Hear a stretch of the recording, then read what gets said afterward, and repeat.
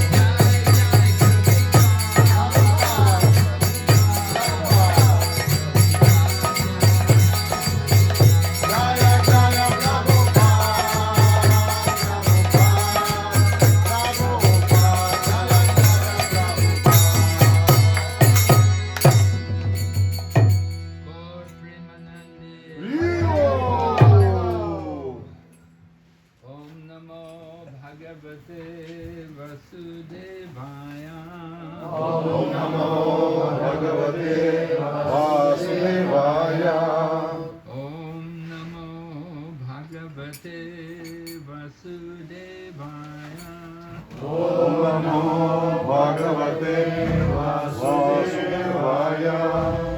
Om Namo Bhagavate Vasudevaya. Om Namo Bhagavate Vasudevaya.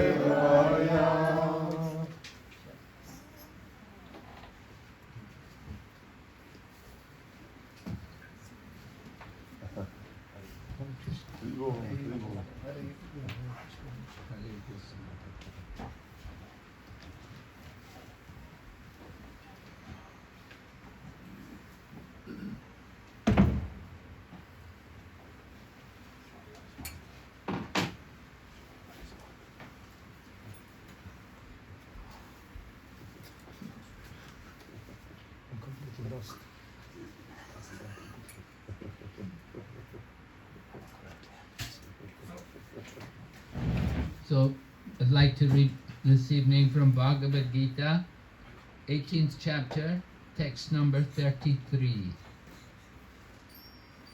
Drityaya dharayate.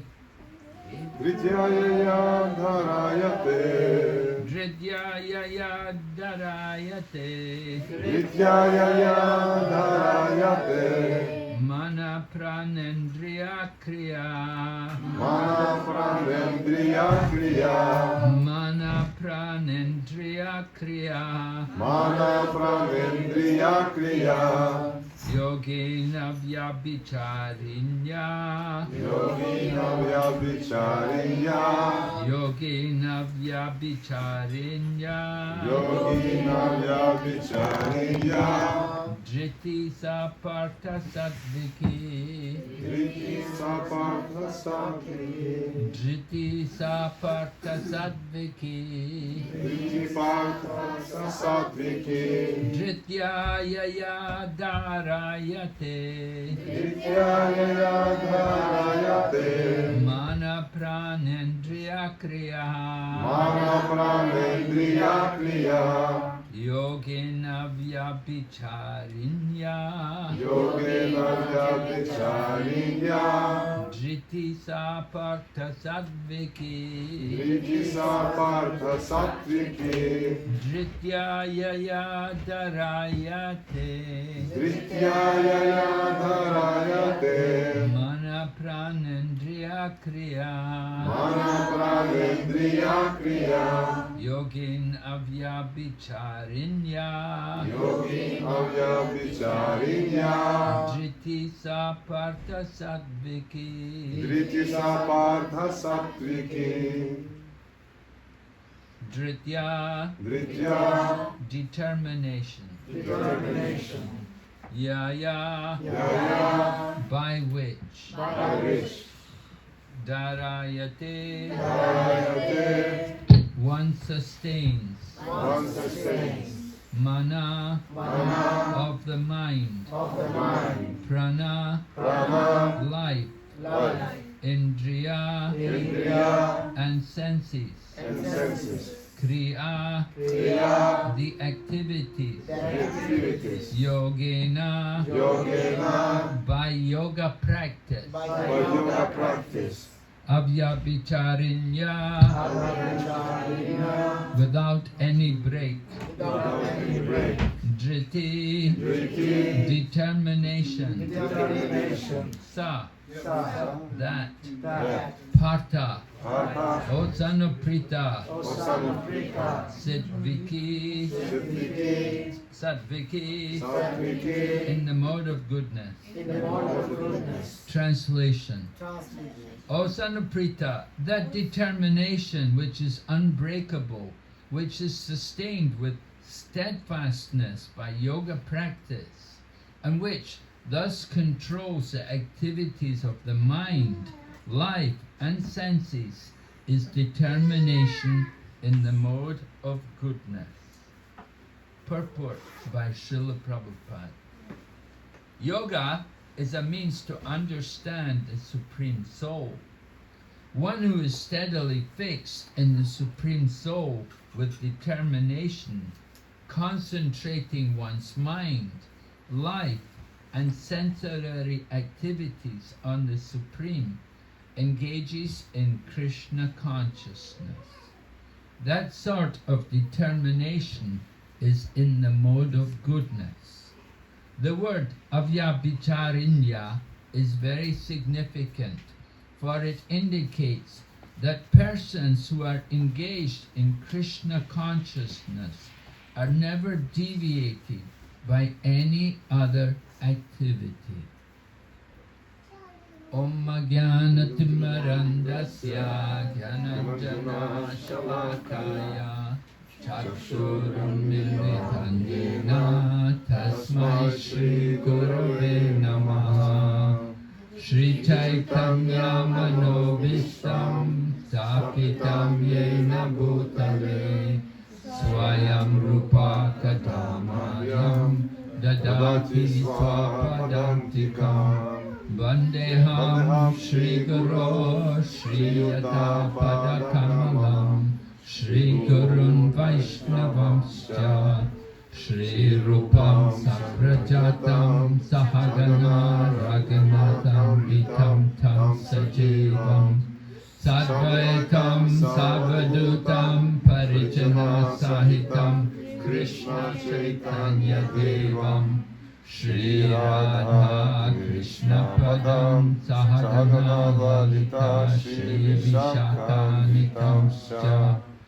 Hey Krishna Karuna Sindhu Dhinabandhu Jagatpate Gopesha Gopika Kanta Radha Kanta Namostate Tapta Kanchana Gauranghe Radhe Vrindavaneshwari Vrishabhanusute Devi Pranamami Hari Priye Vanchakalpatarubhyascha Kripa Sindhu Vayevacha Patitanam Pavanebhyo Vaishnavebhyo Namo Namaha.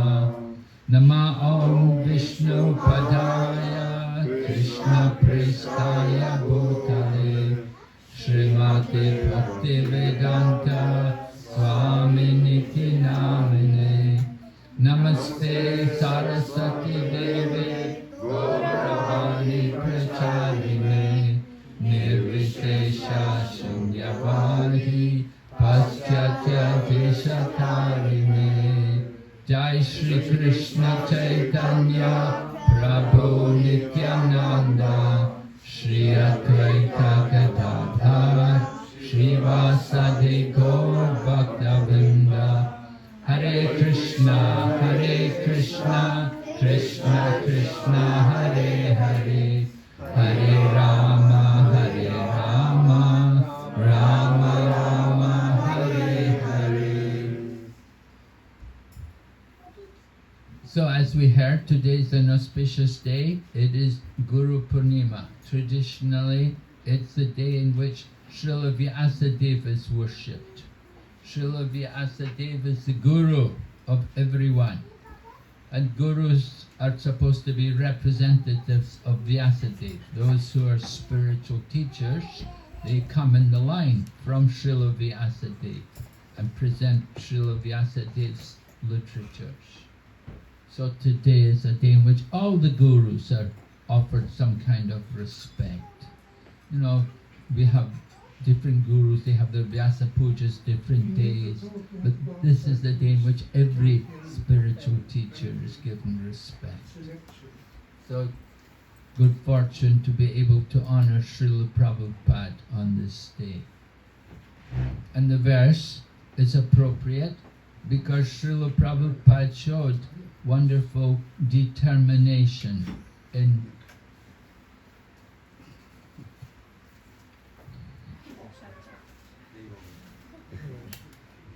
Srila Prabhupada showed a lot of determination in establishing the Krishna consciousness movement.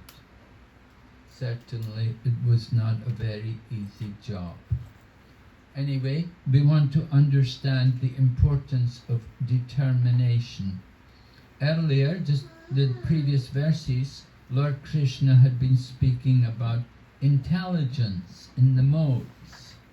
And then after speaking about intelligence in the modes, now he's talking about determination. Because in order to utilize our intelligence properly, we have to have that kind of determination. And we know also from Upadesh Amrita, Srila Rupa Goswami's very important book, which we call the Nectar of Instruction, he has listed different qualities which are very conducive to making progress in Krishna consciousness. And he talks about enthusiasm and patience and determination. So determination is there. In the 6th chapter of Bhagavad Gita, determination is also brought up by Lord Krishna when he talks about yoga practice. As mentioned here in the purport, yoga is to concentrate on the Supreme Personality of Godhead. We have a common misunderstanding that yoga is some exercises which you do to keep fit or to keep healthy. Of course, that's something, some other kind, not actual real yoga. Yoga is meant to concentrate on the Supreme Lord, to bring us into connection with the Supreme, not just simply some physical exercises. Exercise is okay, good for health and so on, but it's not spiritual. Spiritual yoga is meant for spiritual practice. And that spiritual practice means we should meditate, we should bring our attention to the Supreme Lord. So in the 6th chapter, Lord Krishna was describing Dhyana Yoga, the yoga of meditation, to Arjuna, and he was describing how it was important to have determination, to execute the yoga practice with determination. And then in the purport, Srila Prabhupada gives a very sweet purport there. He brings up an example about he said we have to have determination like the little sparrow. There's the example there in the purport. Those of you who are familiar with the text, you'll know the example that a little sparrow had laid her eggs at the beach, but when the tide came in, it washed her eggs away, washed her nest, and her eggs were all washed away in the tide. So the little sparrow was so affected that she vowed that if the ocean doesn't give back my eggs, I will drink it dry. And of course, most of the other creatures, other living entities there, they didn't take the little sparrow very seriously. But the sparrow was very determined, and she began to drink the ocean. And Garuda, the king of the birds, he got news about this little sparrow's determination. And Garuda came there, and he met with the little sparrow, and the sparrow explained the situation, that my eggs were there on at the side, and the beach, just on the beach, and the tide came in, and it's washed away my eggs. So I want my eggs back. And so Garuda vowed that he would help the little sparrow. And he told the ocean, you give this sparrow her eggs back, or I will take something. I will do action against you. I will drink you dry. So the ocean took Garuda's words seriously. He was afraid, the Garuda's very powerful because he carries Lord Narayan on his shoulders. When Lord Narayan wants to go somewhere, he rides on the back of Garuda. So Garuda is the carrier of the Lord, so he's very powerful. So the ocean understood, I better give back the eggs. And the ocean brought back the eggs and gave them to the sparrow. So this way we can understand something of how important determination is. And it's really a challenge for us in Krishna consciousness. It's very important for us to have determination, because although you could say, well, we're practicing a very easy process, bhakti yoga, we don't have to do a lot, it's not very demanding, just singing and dancing and chanting. But it takes determination. One has to be very, very determined to keep up the practice. And Srila Prabhupada said, he told, it was Giriraj, at that time he was a brahmachari. He told Giriraj, he said, it took me 32 years to perfect this chanting. So Srila Prabhupada was telling him, it's not an easy process. It doesn't happen overnight. It's going to take time. You have to be determined. You have to really want to do it. And you have to stick to it. It's very important for us to have that kind of determination.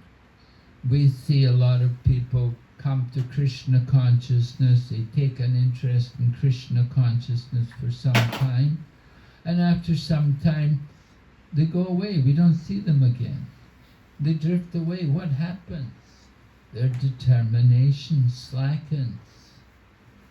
His Holiness Bhakti Vigyan Swami from Russia, he did some survey over the Russian devotees, and he estimated the average lifespan of a Russian devotee was 8 years. It's not very easy, and I don't think it's any better in any other places. It's not easy to stick to the practice, to the process of Krishna consciousness without having very firm determination. We have to really want to do something, and we have to be very serious about it, to stick to that practice.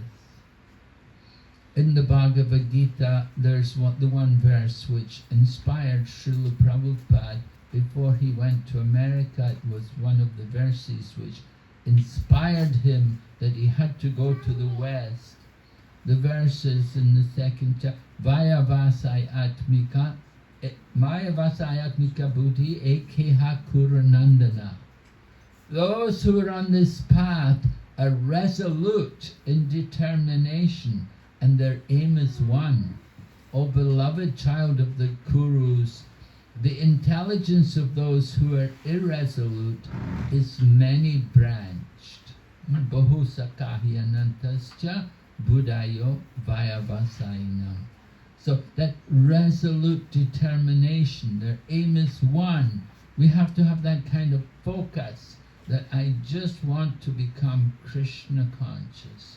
I just want to submit myself to Lord Krishna. We have to have that kind of commitment. And we see that kind of commitment in devotees like Dhruva Maharaj. Of course, the very name Dhruva means very determined. He's very serious. As a young boy, he's going to the forest because he'd been insulted by his stepmother. The stepmother had insulted him. She said, "You cannot sit on your father's lap because you are not born from my womb." So it was a very harsh way to speak to the young boy. And Dhruva was very upset, and he went to his mother crying, and his mother said, "What can I do? I'm not the favorite wife of your father." Maharaj Uttanapad, he had two wives, Suniti and Suruchi. And so the one wife, from the mother of Dhruva Maharaj, She said, I'm not the favorite wife of your father. I can't do anything. So then Dhruva asked his mother, then who can help me? And she said, well, people, they go to God who will help you. You have to ask God, the Supreme Lord, to help you. And so then Dhruva asked, well, where can I find him? And his mother said, well, people often go to the forest to find him. And so he said, then I will go there. And he went into the forest, and on his way into the forest, Narada Muni comes along. And Narada Muni tests his determination. You see, you're going to do something, there's going to be tests, there's going to be challenges. You have to expect these things are going to happen. You're not going to get anywhere without these tests. It's a test by which we can grow, by which we become stronger in our Krishna consciousness. And we know in Srimad Bhagavatam, Lord Krishna says, when I am very merciful to someone, I take everything away from them. In that helpless condition, they surrender to me. So that's the real test, you know, Krishna, if he takes everything away from you. And it happened, of course, Srila Prabhupada said he had that kind of experience. He lost everything. He lost his business, and when his business went down, then the family were no longer respectful to him. And he couldn't pay the servants, he couldn't satisfy the family member. He understood there's no point to stay any longer in this house. It was time for him to go. And he did. He left home and he went to Vrindavan. He gave up his one family, small family, had 5 children actually, but he gave up his family to go to Vrindavan. And then from Vrindavan, then he had to go to the west. And Krishna had taken away the one family from him, but he'd given him a big family with many, many children who loved him more than his own children. And Krishna gave him homes all over the world, not just a little house in Calcutta, but homes all over the world, where the devotees would welcome him and serve him with love and devotion. So Krishna takes away to give something better. But you have to be patient. It doesn't happen quickly. You have to be determined. That determination is very, very important.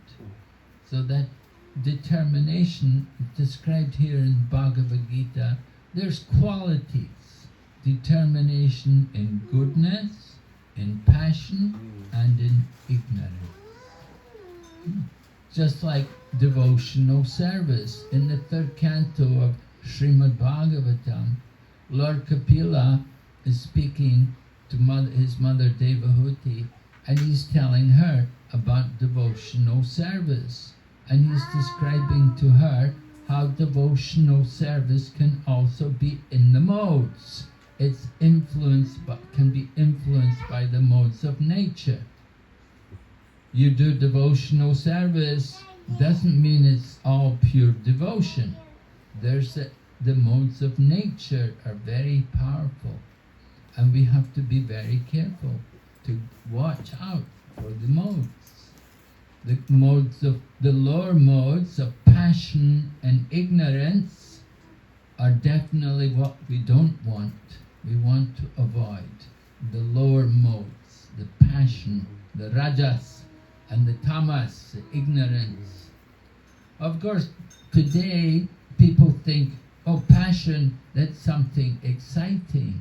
They think that's something to enjoy. But they don't know the real nature of passion, as it is described in the Bhagavad Gita. That passion, in the beginning, it's very nice, but quickly it becomes like poison.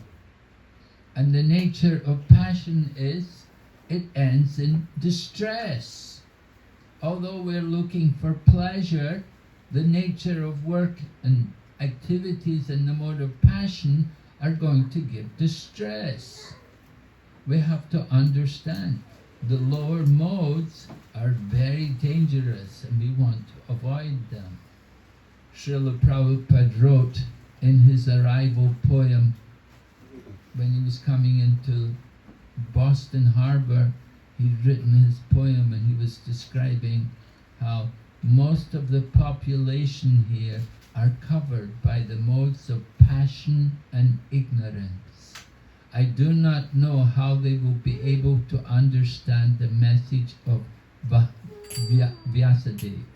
But I know you must have some mission here. Otherwise, why would you have brought me to this place?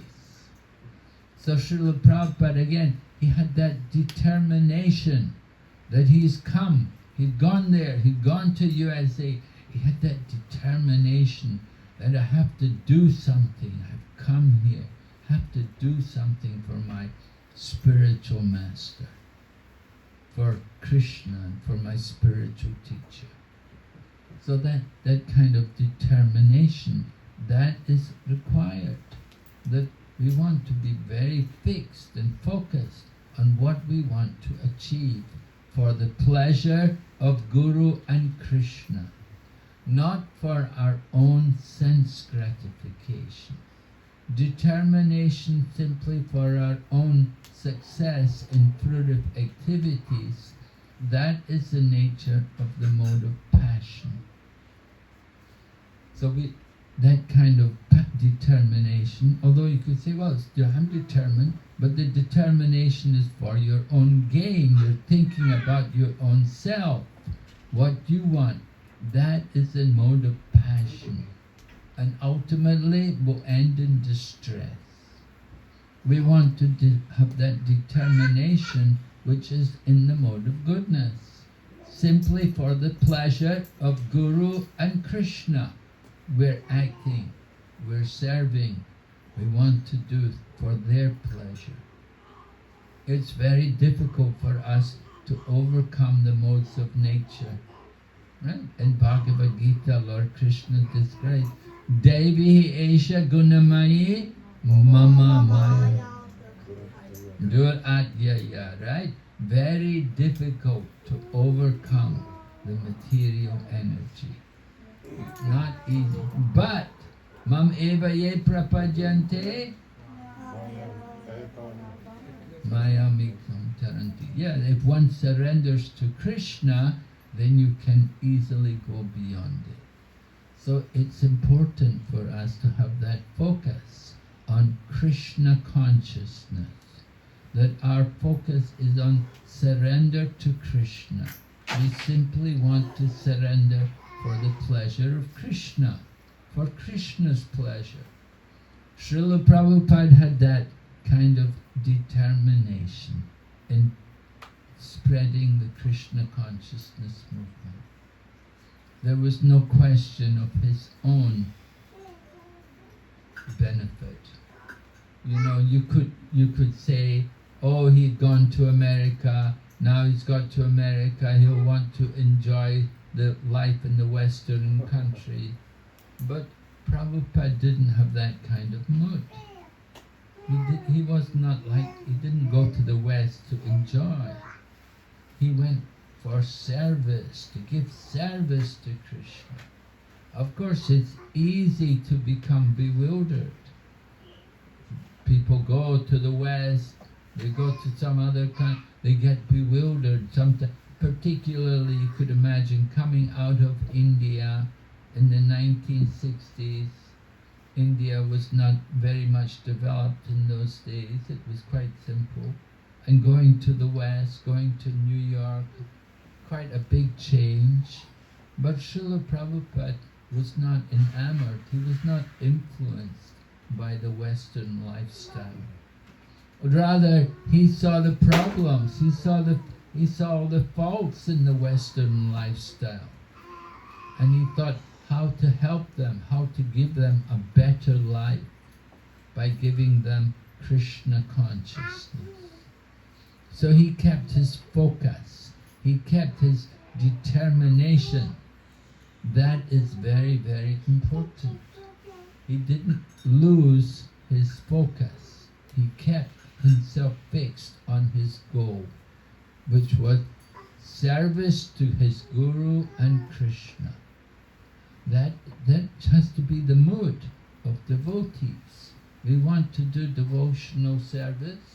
It's important for us to have that mood of service to Guru and Krishna. We say, Yasya Deve Parabhaktir Yata Deve Tata Guru. We have to have faith in Guru and in Krishna. Who should we have more faith in? Guru or Krishna? Some people say Guru, some people say Krishna, but those who actually know will say Guru and Krishna are the same. Guru is representative of Krishna. So we have to have that equal faith in both Guru and in Krishna. Not that the Guru is Krishna, but he's the representative of Krishna. He's receiving on behalf of Krishna, and he's offering everything to Krishna for Krishna's service. Prabhupada gave the example about the ambassador of a country. He may receive many different presents from other people on behalf of his country which he is serving. So he can receive the different gifts and he will bring them back to his own country and present them. He will not take them for himself because he's simply an agent. He's a representative of the country. So the same way Srila Prabhupada and the bona fide spiritual teachers, they represent Lord Krishna. Whatever is offered to them, it's not for their enjoyment, but it's for them to use for the service of Lord Krishna. Within our own ISKCON society, we encourage that mood among the devotees, that whatever is received in the course of our service to Krishna, it belongs to the ISKCON society. It's not for the devotee. It's not for his own personal self, but it's for the service of the ISKCON society, for the service of Lord Krishna. So Srila Prabhupada did like that. Whatever he received, when we would come to Srila Prabhupada, want to give some donation to him, he would say, put it in my book fund, and it would go into his account for printing books. And Prabhupada would use the donations to print books, which would be used for the BBT, for the Bhaktivedanta Book Trust. So in this way, Srila Prabhupada was showing the example, detachment, which is also necessary for the spiritual teacher. They have to have that Brahmanishtam. They have to be detached from material sense pleasure, and they have to simply want to dedicate everything for the pleasure of Krishna. There's no question of our own self, our sense gratification. Everything belongs to Krishna, and it's meant to be used for his service. We are practicing Krishna consciousness in the mood of detachment, the detachment from the material. By practicing devotional service, Srimad Bhagavatam says, Vasudeve Bhagavati Bhakti Yoga Ahuj Jnana Yati Asuvairagyam Jnanam Chayad Ahaitukam. By the application of devotional service, one automatically acquires knowledge and detachment. So Jnana and Vairagya both follow where there is actual devotion. Sometimes people ask, how can we understand the difference between Krishna consciousness and other different spiritual paths, because there are so many different spiritual paths. How can we understand Krishna consciousness in relation to these other paths? Because we may say, oh, Krishna consciousness is the best. So why is it the best? What makes it the superior? We have to understand it in terms of Gyan and Vairagya, knowledge and detachment. We give the example, just like there's different currencies. There is dollars, there is krona, there is rupees, there's so many different, there's rubles, right? There's so many different currencies. Now you cannot say 100 rupees is equal to $100. It would be very nice, but it's not like that, right? And 100 rupees is not equal to $100. There's a big difference, right? So, why? What makes the difference? The gold reserves. Each country has some reserves of gold, and according to the gold reserves, it influences the value of the currency. At least that's how it's supposed to be. This is how the world exchange is based on this principle. The gold reserves, how much gold each country has, will determine the value of their currency. So in the same way, in the path of self-realization, in the practice of yoga, there is also some gold reserves. And that is the Gyan and the Vairagya, in terms of the knowledge and the detachment. Knowledge of the difference between matter and spirit and the controller of both. And detachment from all material things which have no connection with spiritual values. This is the gold reserves in the spiritual path. Gyan and Vairagya. And we see in the Krishna consciousness movement, there's a lot there in the gold reserve. If we're practicing the process, the Gyan is very great there in Srimad Bhagavatam, books like the Srimad Bhagavatam. It is a ripened Purana, it's the fruit of all the Vedic literature. Nigama kalpa taror galitam palam shukamukha amrita travasamya. That is the ripened fruit of the Vedas. The Vedas are like a tree, and the fruit of the Vedas, that is the Srimad Bhagavatam. It's the fruit which is more important than the tree. Right? You have a tree with no fruit, but when the mangoes are on the tree, then the tree is very important, right? We take care of that tree. So the same way, the Vedas are like a tree, and the fruit of that tree, that is the Srimad Bhagavatam, the ripened fruit.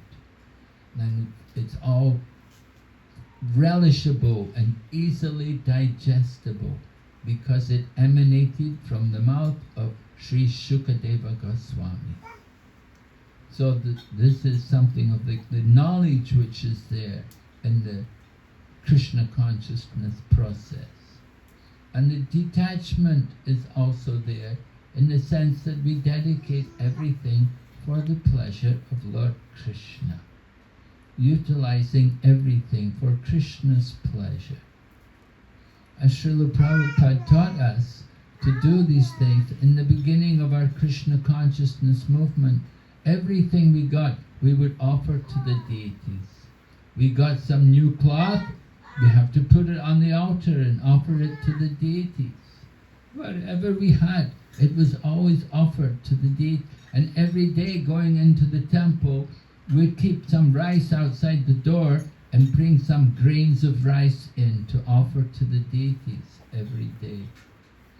Prabhupada wanted us to develop this mood of offering everything for Krishna. And this is how we developed the Krishna consciousness movement. We gave up everything for Krishna's service. There's a nice example about Giriraj, I was speaking about Giriraj, and he was a nice young devotee. He joined as a young man. He just finished his college. He was the son of a lawyer. His father had a big legal firm in Chicago, and his father naturally wanted his son to come into business. His son had gone to a good university and he graduated, and his father expected his son to come into the business and be in the legal practice. But Giriraj met the devotees and he joined the Krishna consciousness movement. Not only did he join the Krishna consciousness movement, but at some point Srila Prabhupada said, I want to go to India now. I'm going to take some devotees with me and we will begin World Sankirtan Party. So Srila Prabhupada also invited Giriraj that you can also come. You can be part. So naturally Giriraj said yes. And he'd become a devotee in Boston, but he left the Boston temple and he came with the devotees. They went to India and they traveled with Srila Prabhupada in India. So Giriraj's father was upset. He wanted his son to be in the business. So his father came all the way to India and he came to see Srila Prabhupada. And he said, okay, Swamiji, how much do I have to give you to get my son back? He got out his checkbook. He said, just tell me how much you want. So Prabhupada looked at him and smiled. And then he said, call Giriraj in here. And they brought Giriraj in. And then Prabhupada explained to Giriraj, he said, your father wants you to go back home with him to America. And his father was saying, yes, I need you for the business. You know, you're my only son. I want you to come in the business. You're supposed to do, we have a good business there. We're doing well. You should come and help. I want you to come back with me. But Giriraj said to Prabhupada, no, Prabhupada, I will not go. And Prabhupada said, why not? He said, oh, Prabhupada, he said, you don't know what it's like. My mother and father, they're always arguing and fighting with each other. And my sister, she's always running around with so many different men and goes to parties and gets drunk and things. He says, I don't want to go back to that life. And Prabhupada looked at his father and said, what can I do? He doesn't want to go. So this is the kind of detachment, you see, that his father was saying, I'm going to give you $1 million, you know. But he said, no, I don't want the money. He said, I'm happy here. I'm happy with the devotees, helping to establish Krishna consciousness in India. And we were living very simply, but he was happy, he was satisfied. That is the kind of detachment which comes about by the practice of devotional service. That even you're offered so much luxury and so many things to tempt you, but to the devotee, there's no interest. It doesn't care, doesn't want it. And we see this example in many other different ways. Of course, the example was the Haridas Thakur. He was the great chanter of the holy name. And so some man was envious of him, and he arranged, he bribed this one young woman. He said, I want you to go and seduce this Haridas Thakur, have a relationship with him, and then we can have him thrown out, we can have him disgraced. And so the young woman took on that task, and she went there to try to allure Haridas Thakur into having a relationship with her. And at this time, Haridas was a young man. And this young woman, an attractive young woman came, and she was trying to allure Haridas Thakur. But Haridas Thakur was not interested. He just kept chanting. And he let her stay and hear the chanting. And she came for 2 days, and the third day she was ready to become a devotee. She gave up everything. He told her, go home, give away everything, and come back. And she went to her home, she gave away everything, and she came back, and Haridas told her, now you stay here where I've been sitting, you stay here, you sit and chant. And she took over in Haridas Thakur's place. Haridas then left, went some other place. So that's the kind of detachment which comes about by practice of devotional service. But we have to have that determination. We have to be very fixed that I don't want anything else. I simply want to be Krishna conscious. I don't want any other thing. We have to be very convinced about that. So Krishna will test us, and it is expected that there will be tests. In fact, Maya has that task, that her job is to test people. If you go to Mayapur, there's a place in Mayapur where Samantini Devi appears. Samantini Devi is a form of Maya, you see? And she was lamenting. She said, you know, I never get to see the pastimes of the Lord. My only business is to try to deviate people from devotional service, to lure them away. I tempt them. You know, some people want to make a lot of money. When they get the opportunity for money, they'll let everything go. Oh, forget that chanting, doesn't matter, the business first. You know, they want the money and some other things. Big temptations are always there. It's very easy to be tempted and to forget Krishna consciousness. We say, oh, in the future I'll be Krishna conscious. In the future, let me make the money now while I have the opportunity, right? So we're thinking like that. Maya tests us this way. So many temptations come. So Samantini Devi, she was lamenting that I don't get to see the pastimes of the Lord, that my job is only to tempt people, to take them away from devotional service. But the Lord came and appeared to her and said, no, she said, actually, you're there in the spiritual world as Purnamasi. And in the spiritual world as Purnamasi, you're making all arrangements for my pastimes. So here in this world, you're doing some service for me. But don't worry, chant the holy name and you can be protected. And Simanti, she took the dust from Lord Chaitanya's lotus feet and put it on the parting in her hair. So that parting is called the Simanti. You see, so Simantini, she got this name Simantini Devi. So if you go to Mayapur, you can see there's one temple there at Rajpur of Jagannath, and there's also the temple of Simantini and Lord Chaitanya. The nice pastime. How Simantini is worshipping Lord Chaitanya and chanting the name of Gauranga. So we're all trying to develop our Krishna consciousness. We want to be Krishna conscious. We have to be determined. We have to really want it. Srila Prabhupada would say, devotional service means stop doing your business. When we do business, we give the goods, we want something back, right? You have to get paid.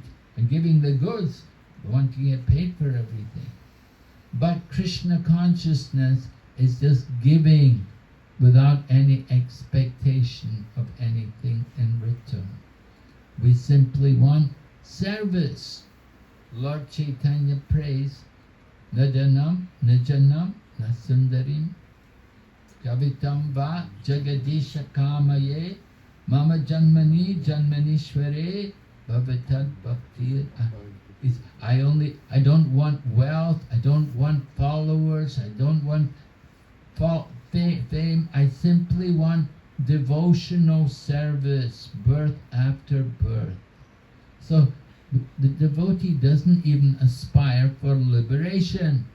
We're so happy just to be engaged in devotional service. Devotional service is higher than liberation. Liberation is insignificant compared to the pleasure of devotional service. This is described, if you read Prabhupada's Nectar of Devotion, or Rupa Goswami's Bhakti Rasamrita Sindhu, describes very clearly how there's different levels of happiness. There's the happiness of the material world, there's the happiness of liberation, and then there's the happiness of pure devotional service. The happiness of pure devotional service is like an ocean. The happiness of liberation is like a drop of water, insignificant compared to the happiness of devotional service. So we should endeavor, we want to taste that nectar, the pleasure of pure devotion. In order to develop that pure devotion, we have to give up material desires. Anyabhilasita sunyam jnana karma janavritam anukuyena krishnano shilanam bhaktir uttamam.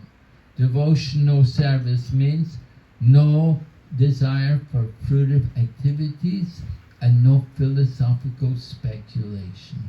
So devotee is not interested in either karma or jnana. Karmi wants to enjoy the material world and the jnani wants liberation. But the devotee doesn't want either of these things. He simply wants devotional service. And that was Prabhupada's mood. Prabhupada had that mood. Service. He was constantly traveling, preaching, writing at the same time, running the society, running the Krishna consciousness movement, organizing it all, getting properties, giving instructions to devotees, how to organize, how to manage. This was Prabhupada, so busy in the service of Krishna. So that is Krishna consciousness, full engagement in the service of Krishna. Without any salary, without any payment, without any desire to get anything. Just simply, we want only service, to do service for Krishna. So today is Guru Purnima. We're remembering Srila Prabhupada's great efforts in establishing Krishna consciousness. We want to honor him. So, are there any questions?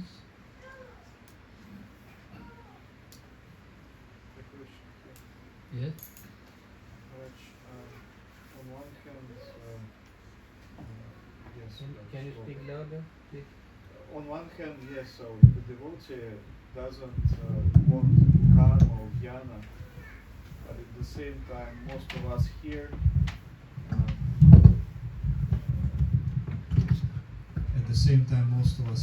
have job, career, and how should we kind of deal with that? Should one give up on the career and just surrender, go into the temple?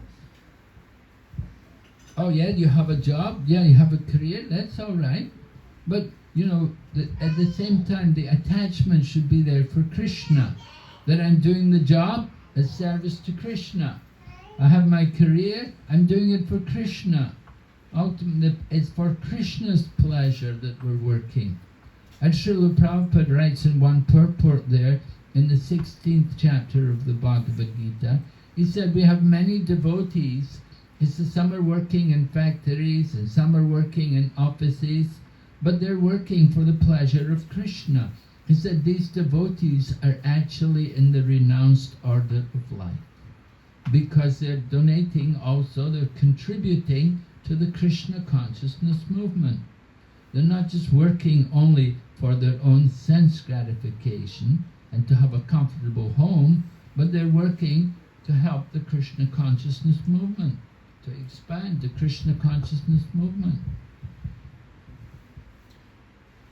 Thank you, Maharaj. And just leading question in that context, in that sense, some devotees, when they kind of work, for example, so they have this attitude to their work as, okay, so maybe I will do at least some, I will not put so much effort into my job just to barely earn some money to support my body, because my ultimate goal is to transcend this world, go back to Godhead.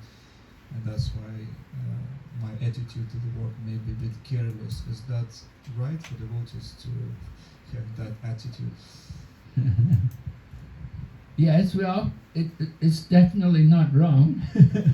If you can have that attitude, just be sure that not everybody knows about it. You know, the people you're working with, you shouldn't display that attitude to your workmates. That will not help you.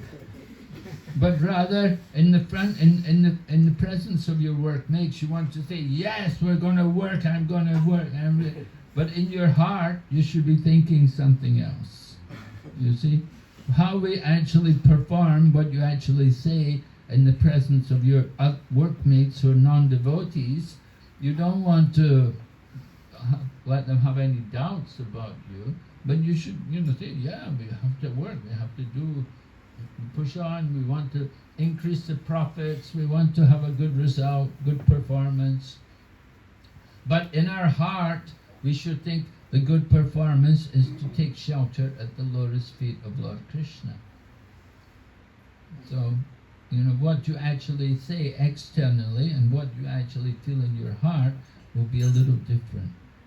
But just be careful that you don't expose yourself to everyone. Yeah, because when you think something, then it might manifest in your behavior, how you actually perform. Well, you have to be careful about that. Yeah. Переведешь? Можете, пожалуйста, рассказать про Could you please tell какие-то истории, связанные с Шрилой Прабхупадой? some stories connected to, Какие- related to Srila Prabhupada, И какие наставления вам давал Шрила Прабхупада? and what instructions you were given by Srila Prabhupada, И как вы чувствуете его сейчас, сегодня? and how do you feel his presence today in your life and in general? Well, how do we feel Prabhupada's presence today? He's here. Right? He's here with us. We feel his presence every day. We do Guru Puja in the temples every day. We feel his presence. We read his books. We feel his presence. We hear his classes. We can feel his presence. Srila Prabhupada said to me, he said, you wasted many lifetimes in sense gratification, now give this one life to Krishna.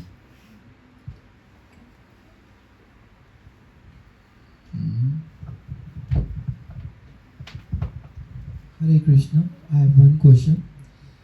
A conflict arises because every person has their different opinion in the house. And one has different opinion, I has different opinions.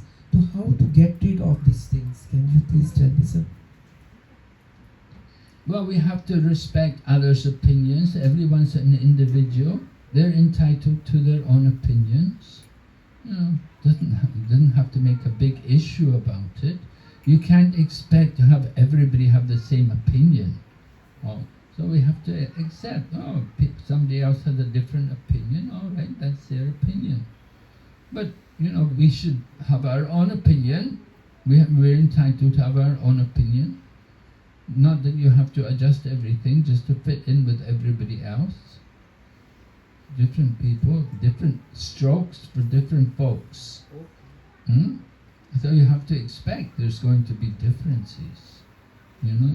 It's not that it's all one. That's not possible.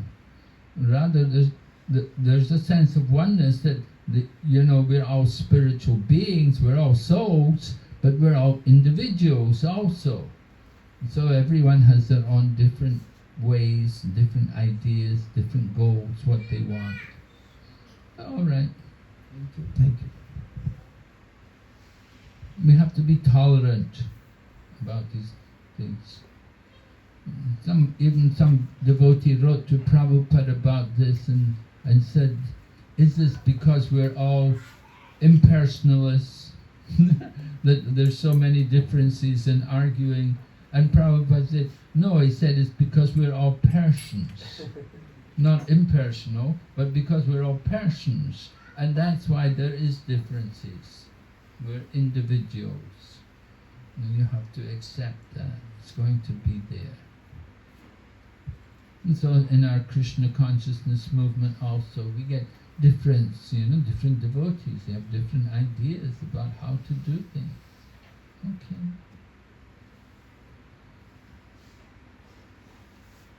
Yes? Как и насколько сильно связаны проповедь и повторение джапы? How much and to what extent is related our preaching and chanting of japa? Well, chanting of japa, that's our main sadhana, our main focus in sadhana bhakti is chanting japa. That you're not going to be able to do any effective preaching without chanting japa. If you don't chant japa yourself, you cannot expect to have much potency in preaching. So chanting the holy name is first. The scriptures say first become perfect yourself and then try to make others perfect. Bharata bhumi te haila manusya janmajara. Janma sartaka karikara para upakar. First you become perfect and then you preach to others. Try to if we're not chanting, then how can we tell other people to chant? It's important. We have to practice what we preach. The teacher says don't smoke, but the teacher smokes. Oh, that's a problem. What kind of teaching is that? The teacher's not showing the example. So teach by example. We have to chant. Then we can preach to other people and encourage other people to also chant. If we're not Krishna conscious ourselves, it's difficult for us to impress on others the importance of being Krishna conscious. So chanting is very basic principle in Krishna consciousness. And that's why at the time of initiation, we make a vow to chant a fixed number of rounds, minimum 16 rounds. We don't say, oh, you have to join the kirtan every day, or you have to read the book every day, but we do say you have to chant minimum 16 rounds every day. That is required. It's a basic principle. And Prabhupada was very strict on this principle. Even if there were some very good people, very qualified people in the material sense, if they would come for initiation, but if they were not chanting 16 rounds, Prabhupada would not accept them. He would not give them initiation. He said, first you chant 16 rounds, then you come. So it's very important.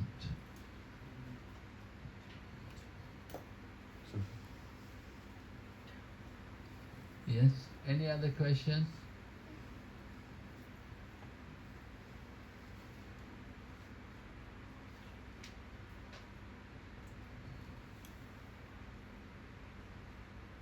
Yes, Mariji? When we are going through these tests, it seems that actually we are going through tests all the time, isn't it? Like smaller or bigger tests that Krishna is testing, Maya is testing us. Shall one pray to Lord Nrsimhadev for protection, that he will give us strength? Is it required? Well, if you can pray to Krishna also, you can pray to Lord Nrsimhadev. Certainly, Srila Prabhupada told us when he was not well that we could pray to Lord Nrsimhadev. And sometimes when the movement is being threatened with some big obstacles, some big problems, some big tests are coming, you can worship Lord Nrsimhadev, can help you, can give you strength. So, not wrong in that. But you can also worship Lord Krishna. He can also help you to overcome the obstacles. Obstacles in the path of devotion, they can all be removed by Lord Krishna. You may like, but some people also have faith in Lord Nrsingadev. And so certainly Lord Nrsingadev is famous for giving protection to devotees. So if we're in some danger, we feel some threat like that, we can pray to Lord Nrsingadev. It's very popular to worship Lord Nrsingadev in that kind of situation. And Lord Nrsingadev can give us some shelter. But you can also just simply worship Lord Krishna. Somebody may be devoted to Lord Rama. It's a question of where your faith is. If you have that faith in Lord Nrsingadev, certainly you can do it.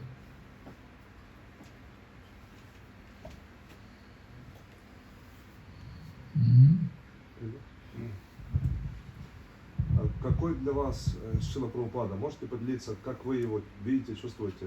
Потому что, к сожалению, время идет, и многие уходят вайшнавы, которые видели Прабхупаду. И могли бы вы поделиться, какой он для вас, как вы его видите, чувствуете, воспринимаете? How do you perceive Prabhupada yourself? Because now we observe that many Prabhupada disciples, senior devotees, leave this world, and still we require this experience from you, how you basically perceive Srila Prabhupada yourself as a personality. Well, you can also understand Srila Prabhupada just by reading the different books which the devotees have written about Srila Prabhupada. There's many senior devotees, they've written their books about their realization of Prabhupada or their association with Prabhupada.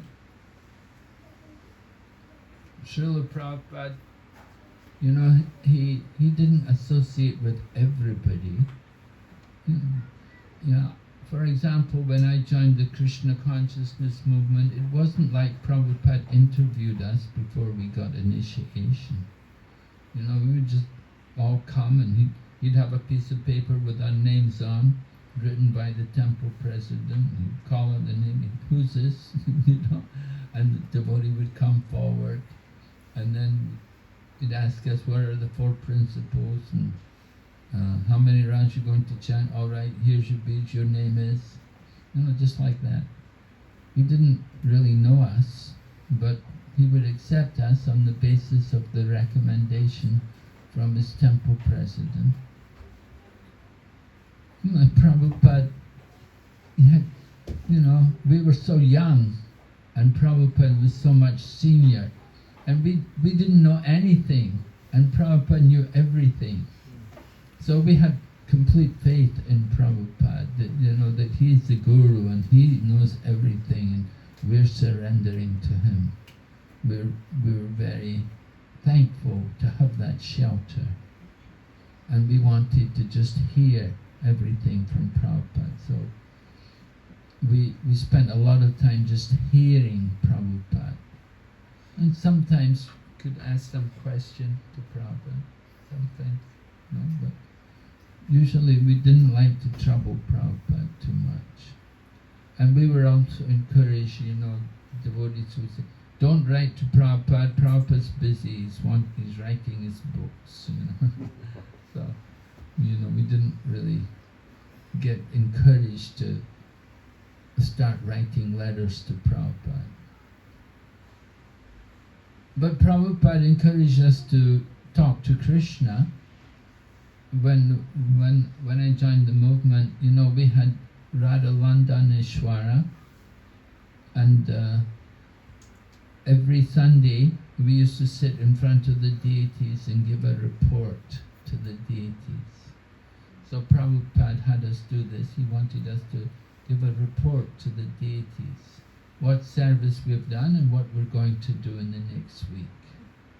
And that's why so Prabhupada was encouraging us to develop our relationship with Krishna. You see? So that, yeah? Last question. Hare Krishna. How we may accept any situation as it is without losing our peace?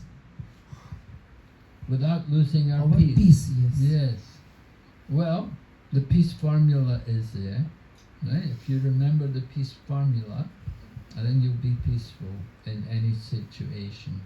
The peace formula is to remember that Lord Krishna is the supreme proprietor, that he is the supreme enjoyer, and he is our best friend. You see? It's the final verse of the 5th chapter, 529 in the Bhagavad Gita. So if we remember those 3 things, then we can remain peaceful. We become disturbed because we're thinking, oh, this is mine, or I've lost this, or so, I didn't get this, because we're in the bodily concept, because of our bodily consciousness, we feel disturbed. But if we are conscious of ourselves as a spirit soul, servant of Krishna, then we'll be peaceful in every situation. The disturbance comes because of attachment, material attachment, identification with the body. That's the cause of our disturbance. You want to get free of disturbance, we have to become attached to Krishna. And we have to come out of the bodily consciousness. And remember, we're not the body. We're spiritual beings. We're souls living in the material body. And so if we can remember these things, then we won't be disturbed. Yes, Manager? Thank you so much for the class, Maharaj. On this day of Guru Purnima, can you give one message so that we can take away with us? You want one message? Well, my message is that you should try to take shelter of Srila Prabhupada through his teachings, read his books, and try to practice what Srila Prabhupada is telling us. Srila Prabhupada is encouraging all of us to become Krishna conscious. And it's important for us to chant the holy name of Lord Krishna. So try to make a program like that, following the instructions of the Guru. If we respect the Guru, Guru is the one who gives knowledge, who takes away the darkness of ignorance, right? We say, Om Ajnana Timirandasya. He opened my eyes, which were blinded by ignorance. So that is the Guru. He's giving us light to see the truth. So try to understand the truth, that we're spiritual beings living in a material body. And it's very important for us to chant the Mahamantra. In the Kali Yuga, in this age, self-realization is achieved by chanting of the holy name. So make a regular program to chant the Hare Krishna mantra and to read Prabhupada's books. That will be very good for you. So on this day of Guru Purnima, we encourage all of you, read Prabhupada's books, chant the Hare Krishna mantra. Mahaprabhu asked Haridas and Lord Nityananda to go door to door and to tell people, Bolo Krishna, Bhajo Krishna, Koro Krishna Shiksha, right? Worship Krishna, chant the names of Krishna, and read the books about Krishna. So if you do these things, then your life will be worthwhile. Yes, Manaji? So, like you mentioned, it was a little more easy to meet Prabhupada or meet Guru before, or so how, these days when Kali Yoga and we have our pressure in work and devotees are getting more and more devotees, so it feels like it's not easy to meet a Guru. like how much effort, like here in Sweden, it's not so easy. How much effort should you do to have some deeper guidance? Because like, should you travel to India, what should you do to have deeper guidance from a person in life? Except Krishna and except Prabhupada. Well, you have to be willing to hear. Certainly, there are many spiritual teachers. Of course, you want to be faithful to Srila Prabhupada, and you want to hear from those who are representing Srila Prabhupada. So within our Krishna consciousness movement, there are many spiritual teachers. There are, actually, we can see many senior devotees. They're all spiritual teachers, and they can all give you valuable guidance and association. Srila Prabhupada was asked that apart from him, are there any other pure devotees? And Prabhupada said, well, how many members do we have in our society? And then he said, well, there are at least that many pure devotees. He considered all the members of Krishna consciousness movement to be pure devotees. If they're following 4 principles and chanting every day, that is pure devotion. And of course there's different degrees of pure devotees. There's Kanista, there's Madhyama, there's Uttama, there's different levels, but they can all be pure devotees. And they can all give us guidance, they can all give us knowledge and help us. But we have to approach them. They may not come to you, you have to go to them. You have to be willing to inquire from them. You have to search them out. And by hearing, you can, if you hear from them, then you can understand. So it's not that you have to go to India, and there's many spiritual teachers also coming to Sweden. They do come to Sweden. You have temple centers here, and many senior devotees, they're also coming and visiting here. So you have an opportunity to hear and to associate with them. And you can make contact with them, you can by communication, you can write, you can use the internet, in different ways you can communicate with them. And if you have questions, they'll be willing to help you, to answer your inquiries. But you have to go to them. You have to. They're not going to come to you and say, I'm the guru, you can... that wouldn't be very good, right? If somebody comes, hey, I'm the guru, you want that's not how you find the guru, So it's good you're thinking like that. So keep that desire. Krishna knows your desire. Krishna will fulfill you. He will send somebody to help you, to direct you. Man proposes, God disposes. So when you're really serious and qualified to find a spiritual teacher, Krishna will send one.